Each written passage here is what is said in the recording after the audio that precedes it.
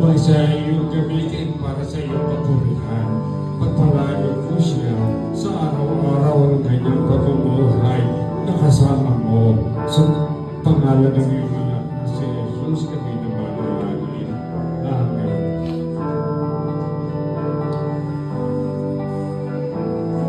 Pag-iinatagiya, binabautismo ka namin sa pangalan ng Ama, ng Anak, at ng Banal na Espiritu Santo. Pagpalain ka ng Panginoon at ingatan mo.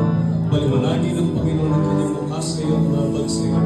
Ilinaw ng Panginoon ang kanyang mukha sa iyo at bigyan ka ng kapayapaan. Ngayon at magpakailanman. Amen. Diyos, lubos-lubos ang aming pasasalamat sa iyo sa buhay ng kapatid na ito. Salamat mo na kilala niya. Ikaw ang pinaka-mainam sa lahat. Ikaw ang aming Diyos na lumikha.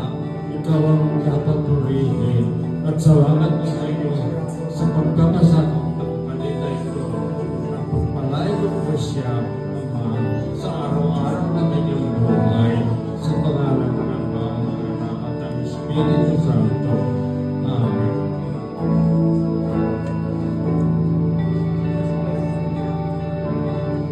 Din at Iglesia, binabautismo ka namin sa pangalan ng Ama, ng Anak, at ng Banal na Espiritu Santo.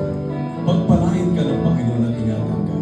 Paliwanagin ng Panginoon ang kanyang mukha sa iyo at mahabag sa iyo. Ilinaw ng Panginoon ang kanyang mukha sa iyo. Bigyan ka ng kapayapaan. Ngayon at magpakailanman. Amen. Ama, purihin ka sa pangalan ng Panginoon. Sa kapatid na ito, ay sinusuko ang kanyang sarili sa iyo at nagkanais na siya ay iyong gamitin at pagpailalim sa iyo mabuting kaloob para sa araw-araw ng kanyang buhay. Purihin ka, Ama, at pagpalain mo siya sa araw-araw sa pakikitungo sa libutan ito na maging pagpapala siya, O aming Diyos, at maging kapangyarihan ikaw sa kanya laban sa mga iba't ibang mga kasamaan sa buhay